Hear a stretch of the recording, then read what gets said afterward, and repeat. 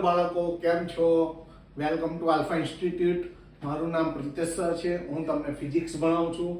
આપણે પહેલું અને બીજું ચેપ્ટર ફિઝિક્સમાં પતી ગયું છે. એના વિડીયો તમારે જોવાના બાકી હોય તો પ્લેલિસ્ટમાં મૂકેલા છે, એમાંથી તમે જોઈ શકો છો. અને આ હું જે પણ કંઈ હેન્ડ રિટન નોટ્સ લખું છું એ તમારે લખવાની જરૂર નથી, એ પણ તમને ડિસ્ક્રિપ્શન બોક્સમાંથી તમને મળી જશે. સૌથી પહેલાં તો હજી સુધી તમે જો સબસ્ક્રાઇબ ના કર્યું હોય તો સૌથી પહેલા સબસ્ક્રાઇબ કરી દો, એટલે જેવા હું નવો વિડીયો મૂકું કે તરત જ તમારી સાથે પહોંચી જાય. અને તમારા મિત્રોને પણ આ વિડીયો શેર કરો અને એમને પણ સબસ્ક્રાઇબ કરાવો. ઓકે, ચલો હવે આપણે આ થિયરી આવ્યા હતા. ચેપ્ટર 3 ચાલી રહ્યું છે, વિદ્યુત પ્રવાહ. બરાબર છે. એમાં આપણે ડ્રિફ્ટ વેગનું સૂત્ર આવ્યા છે. એક્ઝામ માટે બહુ જ અગત્યનું છે, તો એને મોસ્ટ આઈએમપી આપણે લખી દઈએ. વેરી મોસ્ટ ઇમ્પોર્ટન્ટ છે આઈએમપી બોર્ડ એક્ઝામ માટે. ઓકે, તો ડ્રિફ્ટ વેગનું સૂત્ર, જેને આપણે વીડી સંકેતથી દર્શાવીએ છીએ, is equal to -EE/m tau મેળવો. આ સૂત્ર આપણે મેળવવાનું છે. તો અહીં આગળ શું થાય છે કે ઇલેક્ટ્રોન ઘણા બધા આયનો સાથે અથડાય છે ત્યારે એની ગતિ અસ્તવ્યસ્ત હોય છે. એની ગતિ કેવી હોય છે? અસ્તવ્યસ્ત. ધારો કે એ જગ્યાએથી ઇલેક્ટ્રોન ગતિ શરૂ કરે છે અને જુદી જુદી અથડામણોને લીધે એની દિશા બદલાય છે, અને દિશા બદલાઈ અને ફાઇનલી એ બી સુધી પહોંચે છે. બરાબર છે. આવી જ રીતે બીજો માર્ગ જોઈએ આપણે, તો બીજા માર્ગની અંદર અહીંયા ગાડી આ ડોટેડ લાઈનથી દર્શાવ્યો છે બીજો માર્ગ, અને એ જુઓ બી ડેશ સુધી પહોંચે છે. તો એનો મતલબ કે આ જે બીજો માર્ગ છે એમાં ઇલેક્ટ્રોન વધારે ઘસડાયો, તો વધારે અહીંયા ગાડી ઘસડાય છે. એ દરમિયાન આ જે વધારાનું અંતર કપાય છે. બરાબર છે. આ એક ઇલેક્ટ્રોનનો માર્ગ લીધો, આ બીજા ઇલેક્ટ્રોનનો માર્ગ, તો અહીં બીજો ઇલેક્ટ્રોન વધારે ઘસડાયો, તો વધારે ઘસડાયા વખતનો જે એનો વેગ હોય છે એને શું કહેવામાં આવે છે? ડ્રિફ્ટ વેગ કહેવામાં આવે છે. ઓકે, તો અહીં ગાડી એ જ લખેલું છે. જો ઇલેક્ટ્રોન ભારે અને જડિત આયનો સાથે અથડામણ અનુભવે છે, આથી તે અસ્તવ્યસ્ત ગતિ કરે છે. ઇલેક્ટ્રોન ભારે અને જડિત આયનો સાથે અથડામણ અનુભવે છે અને આથી તે અસ્તવ્યસ્ત ગતિ કરે છે. અહીં શરૂઆતમાં તેનો સરેરાશ વેગ 0 હોય છે. શરૂઆતમાં સરેરાશ વેગ, કારણ કે એ અથડામણ જ કર્યા કરે છે, આગળ તો વધી જ નહીં શકતો, આટલામાં જ ફર્યા કરે છે. જુઓ, તો અહીં શરૂઆતમાં તેનો વેગ સરેરાશ વેગ 0 હોય છે. સરેરાશ વેગને v12 વડે દર્શાવે. ધારો કે n ઇલેક્ટ્રોન છે, તો પહેલા ઇલેક્ટ્રોનનો વેગ v1, બીજાનો v2 અપ ટુ, એવી રીતે અહીં આગળ vn પ્લસ કરીને આપણે લખીશું અહીં આગળ plus vn. Okay, upon n. હવે આ બધાને હોલ અપોન n, હવે આ બધાને શોર્ટમાં લખવું હોય આપણે ટૂંકમાં, તો sigma i is equal to 1 થી ક્યાં સુધી છે? n સુધી. Sigma i is equal to 1 to n vi upon n. હવે તે ટૂંકમાં લખી શકીએ. અને આ શરૂઆતનો સરેરાશ વેગ છે, અને ઉપર લખ્યું શરૂઆતનો સરેરાશ વેગ કેવો હોય છે? પહેલા શરૂઆતના વેગને આપણે u કહેવાય. શરૂઆતના સરેરાશ વેગને u કહીએ, અને એ કેટલો હોય છે? u બરાબર 0. અહીં કહ્યું છે ને સરેરાશ વેગ કેટલો હોય છે? 0. તો આના બરાબર અહીંયા લાગી શરૂઆતનો વેગ છે એટલે u કહ્યું, અને આનું મૂલ્ય કેટલું મળશે? 0, કારણ કે ઉપર લખ્યું જ છે સરેરાશ વેગ 0 થાય છે. એટલે આ સરેરાશ વેગ શરૂઆતનો છે એટલે u, અને એની કિંમત શું મળે છે? આનું મૂલ્ય શું મળશે? 0. તો આટલું ક્લિયર થઈ ગયું. હજી તો આપણે આ સૂત્ર મેળવવું છે. આપણે vd is equal to drift વેગ, એને ડ્રિફ્ટનો d છે. બરાબર છે. ડ્રિફ્ટ વેગનું સૂત્ર -EE ટાઉ અપોન m મેળવવું છે. તો જો હવે શું કરીએ છીએ આપણે? હવે વિદ્યુત ક્ષેત્રની હાજરીમાં ઇલેક્ટ્રોન પ્રવેગિત થાય છે, ઇલેક્ટ્રોનનો વેગ વધે છે, પરિણામે ડ્રિફ્ટ ઝડપ મળે છે. તો આપણે ડ્રિફ્ટ ઝડપનું સૂત્ર મેળવવા માટે આપણે 11મા ધોરણમાં સૂત્ર ભણી ગયા છે, vt is equal to u plus at. આની અંદર શરૂઆતનો વેગ u બરાબર 0 લેવાનું છે, vt ની જગ્યાએ vd ડ્રિફ્ટ વેગ મૂકવાનો છે, a ની જગ્યાએ -EE/m મૂકવાનું છે, અને t ની જગ્યાએ ટાઉ મૂકવાનું છે. હવે આ કેવી રીતે આવ્યું? તો તો એ સમજાવું તમને હું. આપણી જોડે F eq આવું સૂત્ર છે, બરાબર છે. આમાં ઇલેક્ટ્રોનનો વિદ્યુતભાર, અહીં ઇલેક્ટ્રોનની વાત થાય છે એટલે E આવે, E તો છે જ, બરાબર છે. અને F બરાબર આપણે ma પણ ભણેલા છે 8મા 9મા 10મા ધોરણમાં. F બરાબર ma અને 11 12મા અહીં 12મા ધોરણમાં વિદ્યુત બળ એટલે eq. આવું થયું. એમાંથી એને કરતા બનાવો m ભગાઈ જાય તો A E હા, અને ઇલેક્ટ્રોનનો ચાર્જ કેવો હોય માઈનસ, એને આગળ લઈ લો એટલે માઈનસ E/m. જો તો માઈનસ E/m. ઓકે, આ રફ છે તો આપણે એને કાઢી નાખીએ. તો આ બધી કિંમતો આમાં ટાઉ એટલે શું? રિલેક્સેશન સમય. રિલેક્સેશન સમય એટલે બે ક્રમિક અથડામણો વચ્ચેનો સમય. બે ક્રમિક અથડામણો વચ્ચેના સમયને રિલેક્સેશન સમય કહેવાય, ટાઉ. અહીં ટાઉ એટલે ટોર્ક નથી સમજવાનું આપણે. હવે કિંમતો મૂકીએ. ચલો, vt ની જગ્યાએ vd, u ની જગ્યાએ 0, e ની જગ્યાએ -e/m, t ની જગ્યાએ ટાઉ. ઓકે, હવે આ 0 નહીં લખીએ તો ચાલશે, તો -e τ/m આવી ગયું, જે ડ્રિફ્ટ વેગનું સૂત્ર છે. તો કેટલી સહેલી થિયરી છે, પણ મારા તરફથી બોર્ડની એક્ઝામ માટે ખૂબ જ IMP છે, મોસ્ટ IMP. ઓકે, તો સરસ મજાની થિયરી છે, તૈયાર કરી દેવાની છે. ત્યાર પછી જોઈએ પાવરના સૂત્રો મેળવો. પાવરનું બીજું નામ છે કાર્યત્વરા. પાવરનું બીજું નામ શું છે? કાર્યત્વરા. તો તમને એવું પણ પૂછી શકે કાર્યત્વરાના સૂત્રો મેળવો. તો કાર્યત્વરા એટલે પાવર, કાર્ય કરવાના સમય દરને કાર્યત્વરા કહે છે. કાર્ય કરવાના સમય દરને કાર્યત્વરા કહે છે. W/T ને પાવર P કહેવાય. તો અહીંયા આગળ એક આપણે નળાકાર લેવાનો, એમાં A છેડો, B છેડો, આ 8 છેદનું ક્ષેત્રફળ A છે, આ 8 છેદનું ક્ષેત્રફળ B છે. અહીં આગળ વોલ્ટેજ VA છે, અહીં આગળ વોલ્ટેજ VB છે. અહીં વોલ્ટેજ ઊંચો હશે ને અહીં નીચો હશે તો જ પ્રવાહની દિશા આમ થાય. હંમેશા ઢાળ હોય ત્યાં જ પ્રવાહી હોય ને, આમ ઊંચેથી નીચા તરફ. તો આ વોલ્ટેજ ઊંચો હશે, આ વોલ્ટેજ નીચો હશે. આ જે નળાકાર છે એ શું છે? વાહકતાર. વાહકતાર કેવા આકારનો હોય? નળાકાર. એટલે અહીં નળાકાર લીધો છે. આ એક વાહકતારનો નાનો ભાગ છે એમ. તો સૌપ્રથમ એક વાહકતારનો નાનો ભાગ નળાકાર લીધો, એનો A છેડો, B છેડો. A છેડે વોલ્ટેજ VA, B છેડે વોલ્ટેજ VB. VA ઊંચો છે, VB નીચો છે, એટલે પ્રવાહ A થી B તરફનો થાય. હવે ઊંચા વોલ્ટેજમાંથી નીચો વોલ્ટેજ કાઢીએ, VA VB કરીએ તો જવાબ ધન આવે. ઊંચામાંથી નીચો વધારે મૂલ્યમાંથી નાનું મૂલ્ય માઈનસ કરીએ તો જવાબ ધન આવે, એટલે ગ્રેટર ધેન 0. હવે ઉલટું કરી દઈએ, VB VA કરીએ તો ગ્રેટર ધેન 0 ની જગ્યાએ લેસ ધેન 0 થાય. લેસ ધેન 0 એટલે ઋણ મૂલ્ય આવે. તો આનું મૂલ્ય ધારો કે આનું કોઈ તો મૂલ્ય આવશે, બે ની બાદબાકીનું. ધારો કે આ બે ની બાદબાકીનું મૂલ્ય v છે, લેસ ધેન 0, એને સમીકરણ 1 આપી દઈએ, એની જરૂર પડશે. પહેલા માઇન્ડમાં આટલું ક્લિયર થઈ ગયું, આકૃતિ અને આ v લેસ ધેન 0. હવે ઊર્જા સંરક્ષણના નિયમ મુજબ, ઊર્જા સંરક્ષણનો નિયમ શું છે કે જેટલો ગતિ ઊર્જામાં ફેરફાર થાય એટલો સ્થિતિ ઊર્જામાં ફેરફાર થાય. પણ ગતિ ઊર્જામાં જેટલો વધારો થાય એટલો સ્થિતિ ઊર્જામાં ઘટાડો થાય. ઘટાડા માટે માઈનસ દર્શાવેલું છે, એટલે ડેલ્ટા k બરાબર માઈનસ ડેલ્ટા u. ઊર્જા સંરક્ષણનો નિયમ આપણે લીધો. હવે જેટલો ગતિ ઊર્જાનો ફેરફાર થાય એટલું જ કાર્ય થાય, તો તમે ડેલ્ટા k ની જગ્યાએ ડેલ્ટા w લખી શકો. માઈનસ એવા ને એવા. ડેલ્ટા u એટલે અંતિમ સ્થિતિ ઊર્જા માઈનસ પ્રારંભિક સ્થિતિ ઊર્જા. અંતિમ એટલે ફાઇનલ અને પ્રારંભિક એટલે ઇનિશિયલ. તો અહીં ડેલ્ટા u એટલે uf માઈનસ ui. હવે ડેલ્ટા u એવા ને એવા, માઈનસ પણ એવા ને એવા. હવે સ્થિતિ ઊર્જાનું સૂત્ર q * v છે. સૂત્ર શું છે? q * v. પણ અહીં આગળ ડેલ્ટા q લઈશું આપણે. અહીંયા ડેલ્ટા w છે. અહીં આગળ કાર્યનો જથ્થો છે, તો અહીં પણ વિદ્યુત બળનો જથ્થો લઈશું આપણે. એટલે ડેલ્ટા q અને વોલ્ટેજ કયો? ફાઇનલ. અહીં આ શરૂઆતનો હતો ના ફાઇનલ. ફાઇનલ એટલે ફાઇનલ વોલ્ટેજ કયો? VB. B બિંદુ આગળનો વોલ્ટેજ. તો ફાઇનલમાં ડેલ્ટા q VB અને ઇનિશિયલ માં ડેલ્ટા q શરૂઆતનો કયો હતો? VA. તો ઇનિશિયલ સ્થિતિ ઊર્જા, શરૂઆતની સ્થિતિ ઊર્જામાં ડેલ્ટા q VA થાય. હવે બંનેમાંથી ડેલ્ટા q કોમન કાઢ લો, બહાર ઓલરેડી માઈનસ તો હતા જ.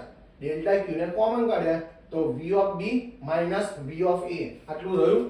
હવે સમજો આની કિંમત મૂકો v of b minus v of a. v of b minus v of a એટલે શું છે? v પણ કેવો છે? ઋણ છે.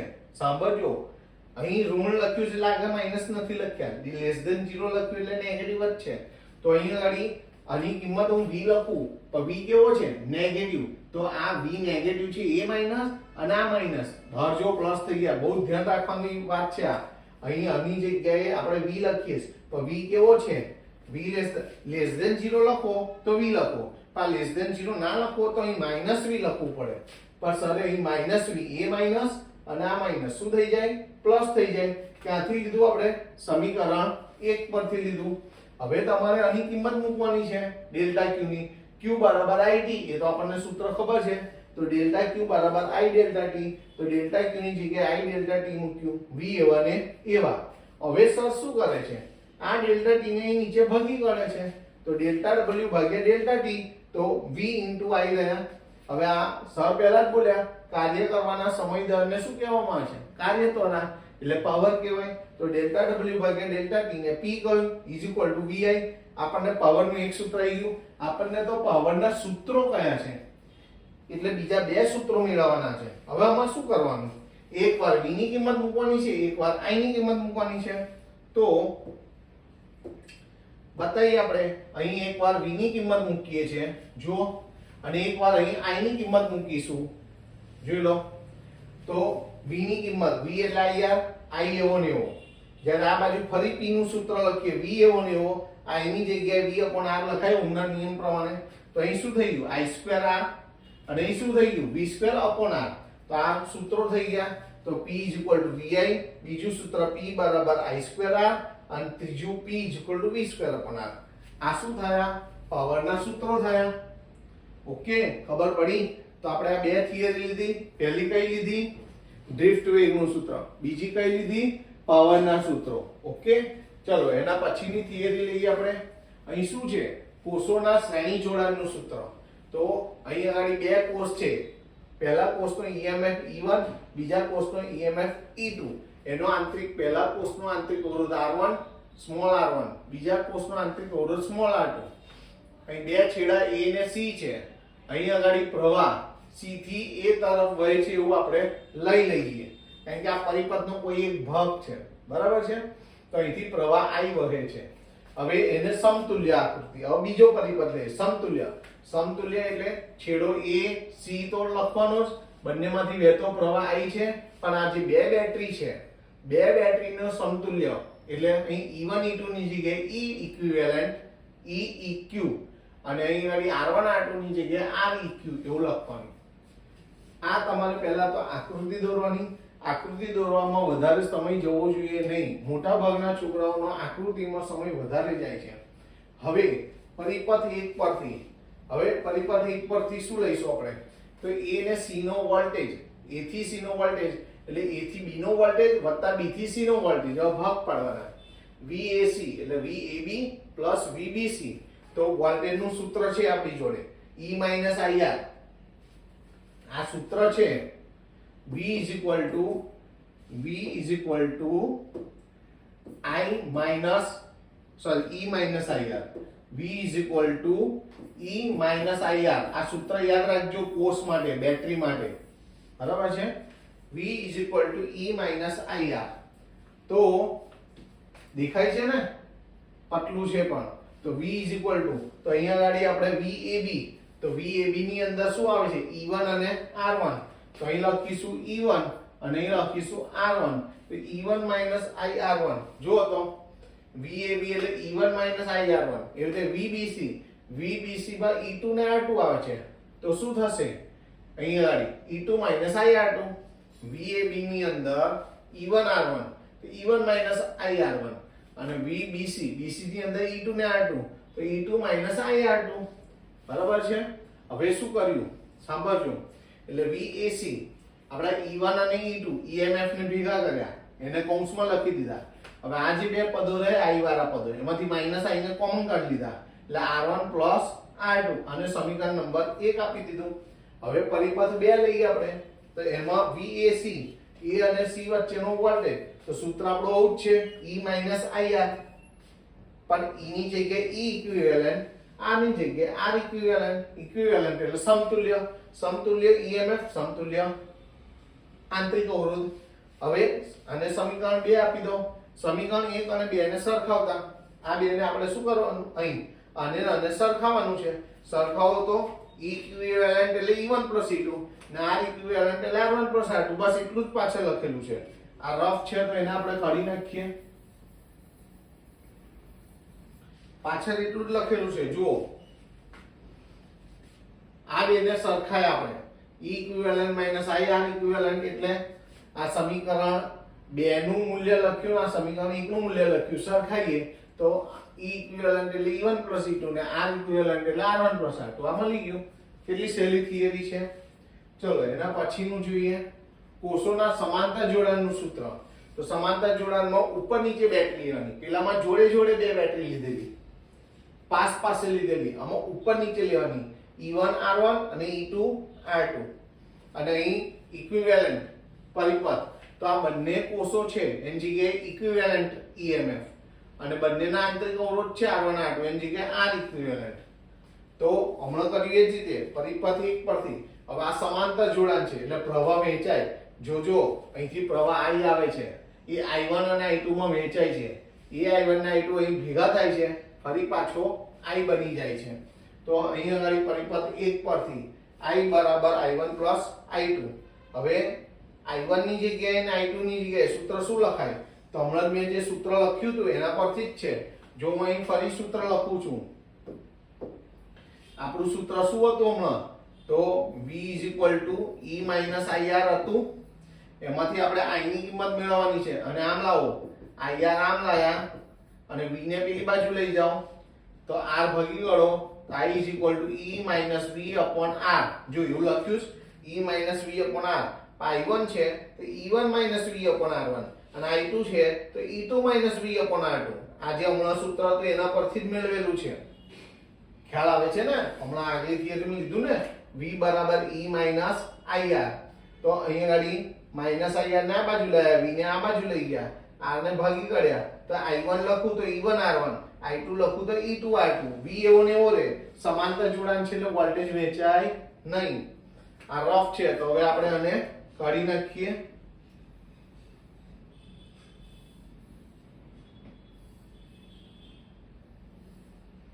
બરાબર. હવે શું કરીએ? આ E1 ની નીચે પણ R1 કહેવાય, V ની નીચે પણ R1 કહેવાય, E2 ની નીચે પણ R2 કહેવાય, V ની નીચે પણ R2 કહેવાય. તો લખી કાઢ્યું. જો I E1 ના છેદમાં R1 માઈનસ V ના છેદમાં R1, પછી E2 ના છેદમાં R2 માઈનસ V ના છેદમાં R2. હવે સર શું કરે છે? આ EMF વાળા પદોને ભેગા કર્યા, વોલ્ટેજ વાળા પદોને ભેગા કરીએ તો એમાંથી માઈનસ V ને બહાર કાઢી લીધો, એટલે 1/R1 + 1/R2 રહે. જુઓ તો ખ્યાલ આવે છે કે નથી આવતો? આ જે EMF વાળા પદોને ભેગા કરીને કૌંસમાં લખ્યા, આ જે ટર્મિનલ વોલ્ટેજ વાળા V વાળા છે એમાંથી માઈનસ V બહાર કાઢી લીધો, એટલે 1/R1 + 1/R2 રહે. હવે લસા લેવાનો.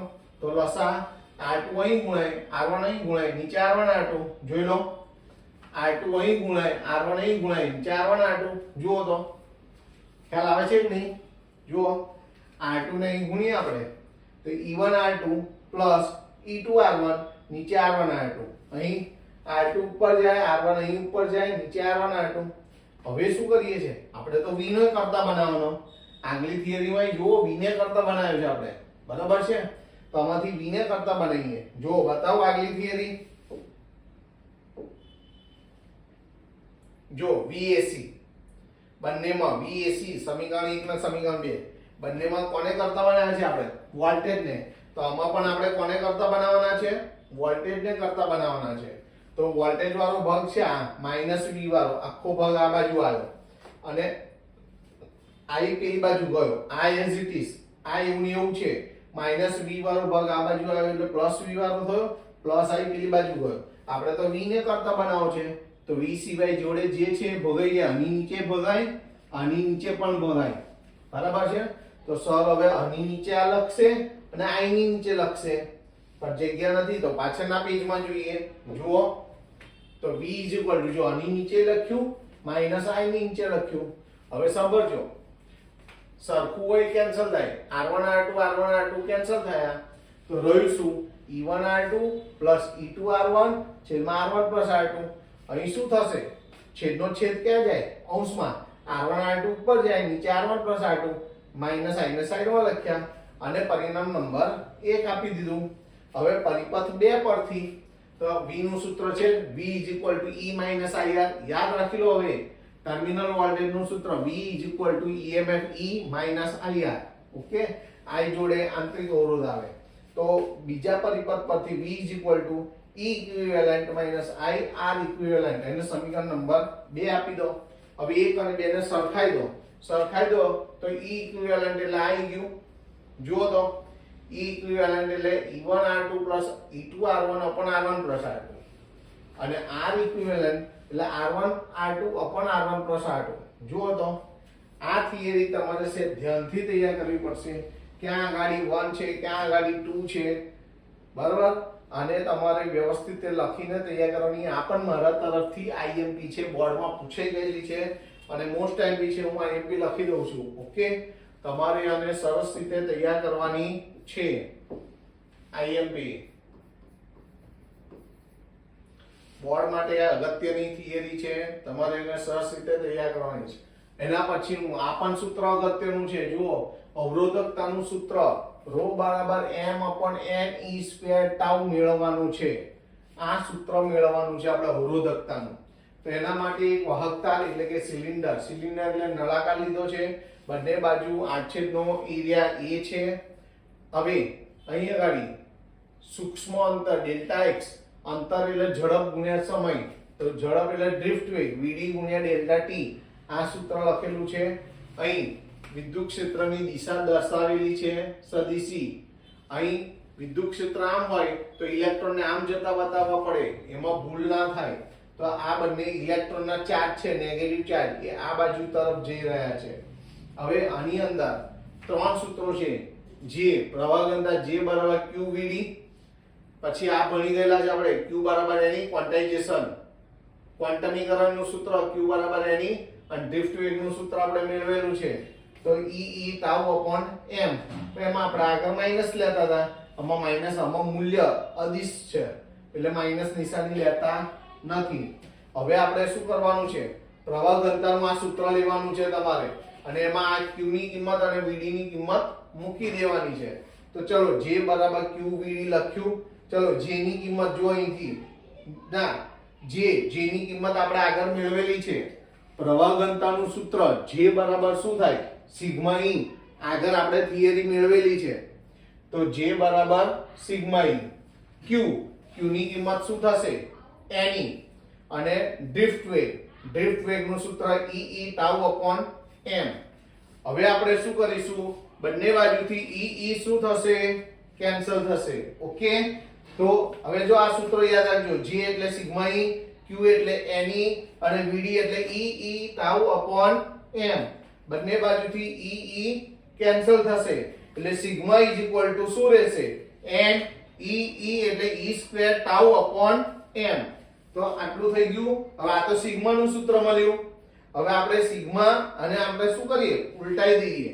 તો સિગ્મા છે એની જગ્યાએ 1/σ તો ઉલટાઈ જાય, m ના છેદમાં n e² τ. હવે 1/σ ને શું કહેવાય? ρ. તો 1/σ ની જગ્યાએ ρ. સિગ્મા એટલે વાહકતા કહેવાય અને ρ એટલે અવરોધકતા કહેવાય. તો અવરોધકતાનું સૂત્ર મળી ગયું આપણને. ઓકે, ફરી એકવાર જુઓ. તમારે પહેલા તો આકૃતિમાં ટાઈમ બગડવો જોઈએ નહીં, બને એટલી ઝડપ રાખવાની છે. પ્રવાહ ઘનતાનું સૂત્ર J બરાબર qvd લેવાનું. એમાં J નું મૂલ્ય, J એટલે આપણે qvd, અહીં J બરાબર qvd. હવે આ J નું સૂત્ર આપણે મેળવેલું છે આગળ. તો સિગ્મા e, q ની જગ્યાએ ne ક્વોન્ટમીકરણ અને vd નું સૂત્ર e τ/m લખવાનું. બંને બાજુથી e કેન્સલ કર્યા એટલે સિગ્મા એટલે વાહકતા કહેવાય, n e² τ/m. હવે આ સિગ્મા ને આ બંને બાજુ વ્યસ્ત લઈ લઈએ. 1/σ એટલે m/n e² τ. તો 1/σ એટલે શું થાય? ρ. બરાબર છે. ચલો એના પછીની થિયરી, આ પણ થિયરી તમારે તૈયાર રાખવાની છે. એના પછી જુઓ વિદ્યુત કોષ સમજાવી અને I E/R+R મેળવવાનું છે. તો તમારે પહેલા તો આ વિદ્યુત કોષ દોરવાનો છે. અહીં આગળ આ પોઝિટિવ પોલ છે, આ નેગેટિવ પોલ છે. પોઝિટિવ નો P લખ્યો, નેગેટિવ નો N લખ્યો. પોઝિટિવ પોલ છે એટલે V+ ટર્મિનલ વોલ્ટેજ લખ્યો, નેગેટિવ છે એટલે V- લખ્યો. અહીંથી આ બાહ્ય પરિપથ છે તો પોઝિટિવ પોલથી પ્રવાહ નીકળે છે, નેગેટિવ પોલમાં પાછો આવે છે. એટલે બહાર પ્રવાહની દિશા ડાબીથી જમણી બાજુ છે, પરંતુ કોષની અંદર, દ્રાવણની અંદર પ્રવાહની દિશા જમણીથી ડાબી તરફ હોય. આ ખાસ ધ્યાન રાખવાનું છે. અને આ A અને B બે બિંદુઓ છે, બંને વચ્ચેનો વોલ્ટેજ IR -IR કેવો લઈશું આપણે? -VAB. VAB એટલે જોઈ લઈએ હો, VAB એટલે -IR. જુઓ આપણે -IR લખવાનો છે તો આગળ માઈનસ છે. ઓકે, તો VAB -IR. તો અહીં અને આનો સમતુલ્ય પરિપથ. તો આ જે આખો કોષ છે એની જગ્યાએ આવી રીતે બેટરી બતાવી દીધી, પ્લસ અને માઈનસ. ઉપર અવરોધ R છે અને ધન છેડામાંથી પ્રવાહ આવી જાય છે, ઋણ માર્ગે પાછો આવે છે. આને જ આપણે શોર્ટમાં આપણે શું કહેવાય, સિમ્બોલમાં આપણે આને દર્શાવ્યું છે. હવે શબ્દોમાં લખીએ જે સર સમજાવ્યું. આ જે બંને ધ્રુવો છે એને દ્રાવણમાં થોડા ડુબાડેલા રાખવાના છે. તો અહીં જો લખેલું છે વિદ્યુત પરિપથમાં સ્થાયી પ્રવાહ મેળવવા માટે એક સરળ ઉપકરણ એ વિદ્યુત દ્રાવણ કોષ છે. આ વિદ્યુત દ્રાવણ કોષનો ઉપયોગ આવી ગયો. વિદ્યુત પરિપથમાં સ્થાયી પ્રવાહ મેળવવા માટે એક સરળ ઉપકરણ એ વિદ્યુત દ્રાવણ કોષ છે. વિદ્યુત દ્રાવણ કોષમાં બે ધ્રુવ હોય છે, ધન ધ્રુવ જેને P વડે દર્શાવ્યો છે, ઋણ ધ્રુવ એને N વડે દર્શાવ્યો છે. આ વિદ્યુત ધ્રુવો વિદ્યુત દ્રાવણમાં અંશતઃ ડુબાડેલા હોય છે.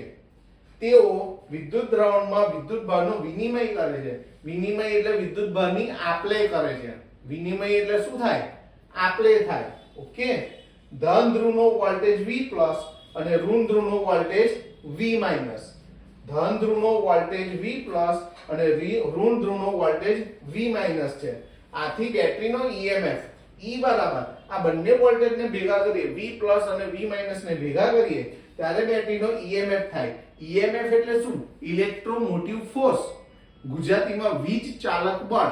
આપણે ભલે બળ બોલીએ છીએ પણ એક્ચ્યુઅલમાં એ બળ નથી, એ બેટરીની ઊર્જા છે. આ પણ આપણને ખ્યાલ હોવું જોઈએ. તો E = V+ + V- અને સમીકરણ નંબર 1 આપી દો.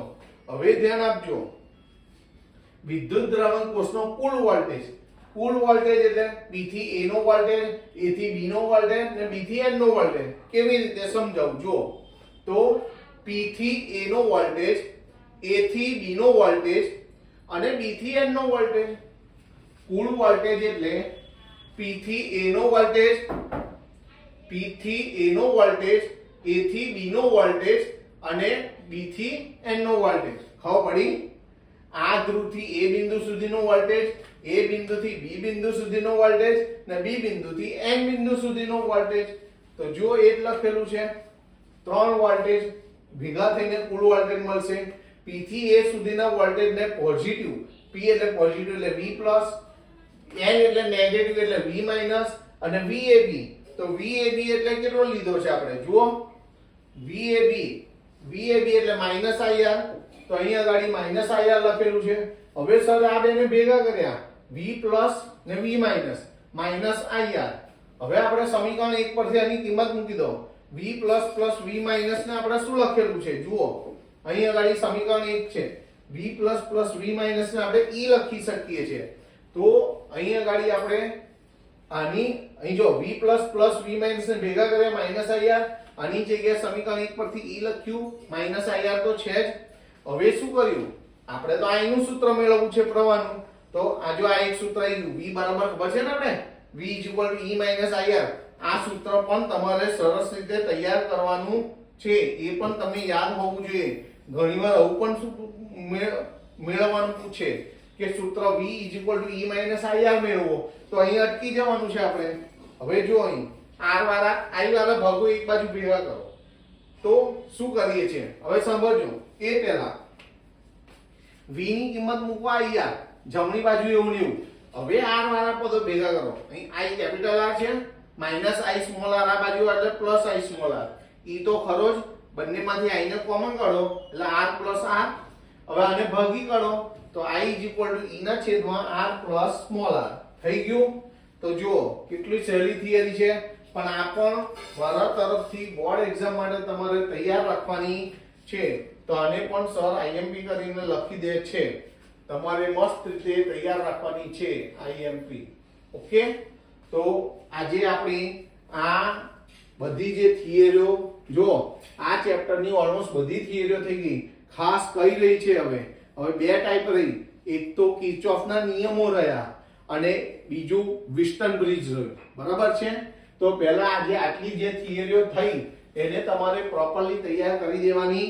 છે કેટલું કેટલું કર્યું આપણે જુઓ તો અહીં આગળ પહેલું આપણે ડ્રિફ્ટ વેગ લીધું પહેલા ડ્રિફ્ટ વેગનું સૂત્ર કર્યું બરાબર છે ત્યાર પછી આપણે પાવરના સૂત્રો મેળવ્યા ત્યાર પછી કોષોનું શ્રેણી જોડાણ જોયું ત્યાર પછી કોષોનું સમાંતર જોડાણ જોયું કોષોનું સમાંતર જોડાણ જોયું ત્યાર પછી અવરોધકતાનું સૂત્ર જોયું બરાબર છે અને વિદ્યુત કોષ સમજાવી અને I નું સૂત્ર તો ટોટલ કેટલી થિયરીઓ થઈ આપણે આજે 6 થિયરી કરી પહેલી કઈ થિયરી પહેલા તો ડ્રિફ્ટ વેગનું સૂત્ર બીજી થિયરી કઈ હતી પાવરના સૂત્રો ત્રીજી થિયરી કઈ હતી તો કોષોનું શ્રેણી જોડાણ ચોથી થિયરી કઈ હતી કોષોનું સમાંતર જોડાણ પાંચમી થિયરી કઈ હતી તો અવરોધકતાનું સૂત્ર અને છઠ્ઠી થિયરી આ વિદ્યુત કોષ સમજાવી